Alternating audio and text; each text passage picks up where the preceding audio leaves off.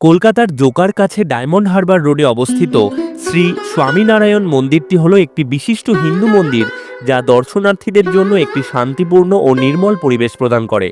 একে পৈলান টেম্পলও বলা হয়। 2014 সালে এই মন্দিরটি পবিত্র করা হয় এবং জনসাধারণের জন্য উন্মুক্ত করা হয়। বলা হয় যে ভগবান স্বামীনারায়ণ, যিনি নীলকান্ত বর্ণী হিসেবে পরিচিত ছিলেন, তিনি গঙ্গাসাগর পরিদর্শন করার জন্য এই ভূমি পেরিয়ে এসেছিলেন। তাই এই স্থানে মন্দিরটি নির্মাণ করা হয়। মূল মন্দিরের নিচে একটি জাদুঘরের মতো গর্ভগৃহে ভগবান স্বামীনারায়ণের একটি সোনার মূর্তি অবস্থিত, যেখানে দর্শনার্থীরা বিশেষ পুজো করতে পারেন। মন্দিরটিতে লাল বেলেপাথর, জটিল ফুলের নকশা এবং ভারতীয় পুরাণের ভাস্কর্য রয়েছে। কেন্দ্রীয় গম্বুজটি শিল্পের এক অসাধারণ নিদর্শন রাখে।